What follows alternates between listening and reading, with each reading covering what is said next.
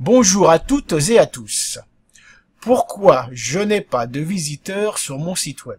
Alors cette question, je l'entends beaucoup trop souvent. Vous vous souvenez, je vous ai parlé il y a quelque temps du fait que Google avait indexé en janvier 2017 30 000 milliards de pages web. Au même moment, nous étions 4,75 milliards d'internautes sur la planète.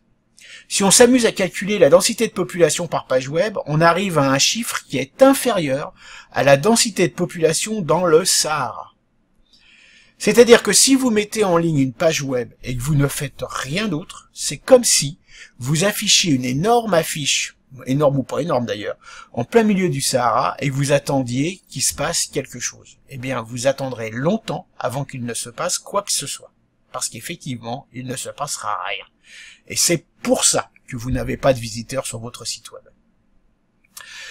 Donc, pour aller chercher des visiteurs et les amener sur vos sites web, il y a plusieurs canaux d'acquisition que vous connaissez puisqu'on en parle régulièrement sur cette chaîne.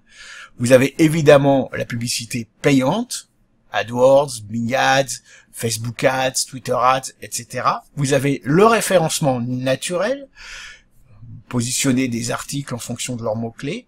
Vous avez le mailing, emailing, cold emailing, newsletter. Et enfin, vous avez les réseaux sociaux.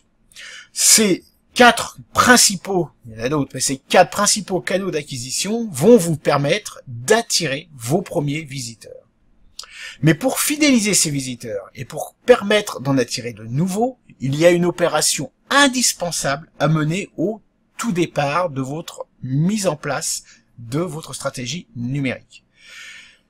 C'est la compréhension de l'intention de vos prospects.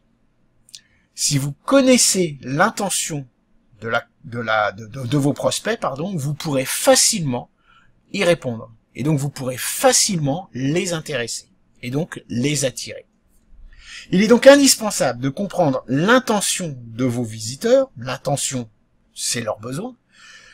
Pour pouvoir construire une réponse, une offre, un contenu, qui va donner satisfaction à leur attente. Une fois que vous aurez fait ça, vous aurez des visiteurs sur votre site web. Alors, je vais pas m'étaler aujourd'hui, je veux pas détailler aujourd'hui sur les différentes méthodes qu'on peut utiliser pour réussir ce tour de force entre guillemets qu'est le fait d'attirer des internautes sur votre site web, mais sachez que le simple fait de mettre un site en ligne n'est pas suffisant. Attention toutefois au contenu. Le contenu, c'est quelque chose d'extrêmement important parce que c'est grâce au contenu, dans un premier temps, que vous allez pouvoir répondre à l'intention. Mais pas n'importe quel contenu. Un contenu qui soit spécifiquement étudié pour le profil de vos visiteurs et pour répondre précisément à sa question.